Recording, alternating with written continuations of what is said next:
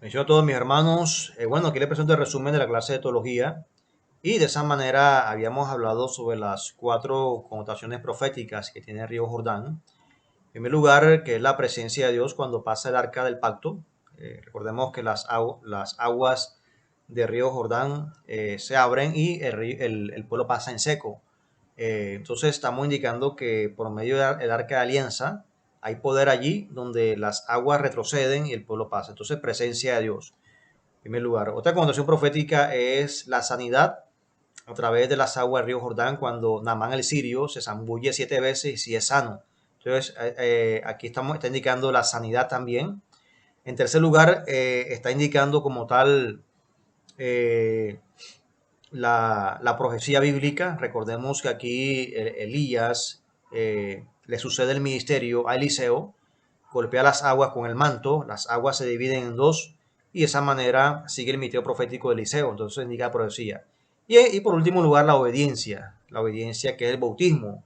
Entonces Jesucristo baja a las aguas bautismales en el río Jordán como acto de obediencia. Recordemos que Jesús no tiene necesidad de bajar estas aguas bautismales, sino que lo hizo como un ejemplo de que el ser humano tiene que bautizarse delante del Señor.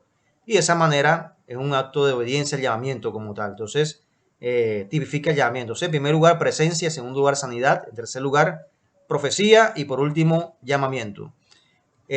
Bueno, eso es lo que tipifica aquí el río Jordán, en esa área, cuando ya los judíos entran como tal a la tierra prometida. Bien, entonces vemos aquí que Moisés, ya estando en Egipto, y usted sabe la historia que Faraón básicamente lo adopta, lo cría y se convierte prácticamente como en su nieto. Y de esa manera, ya cuando Moisés crece, ve que un soldado, un oficial egipcio, está agrediendo a un hebreo y de esa manera él mata como tal a este oficial. Y de esa forma, esto provoca la huida de Moisés a las tierras de Madián.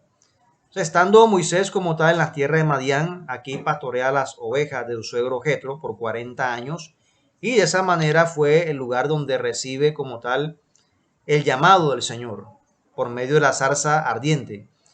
Entonces, estando como tal aquí en esta zarza ardiente, Moisés recibe este llamamiento y fue cuando Dios le dice que echara la vara allí. Echa tu vara, la vara se convierte como tal en serpiente, ¿verdad? La vara se convierte en serpiente y la vara cobra como tal vida.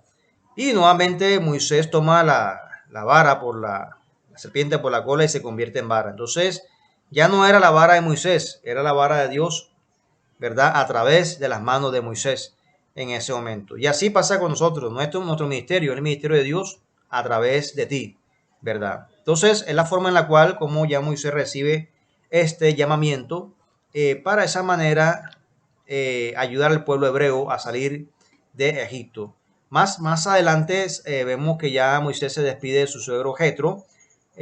Aquí se fora con sus hijos Gerson y Eliezer para irse ya a la tierra a Egipto a liberar al pueblo judío.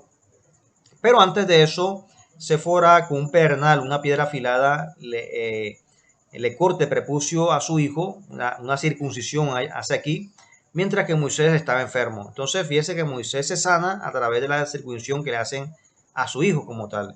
Y era que los hebreos acostumbraban a circuncidar al octavo día nacido, más los madianitas lo hacían a los 13 años como tal. Entonces, Moisés se había demorado en esta área, por eso Dios tuvo que permitir esto en él, para que de esa manera pudiese cumplir como tal esa señal del pacto y posteriormente ya con más autoridad decide los hebreos de que tenían que circuncidar como tal a sus hijos en ese momento.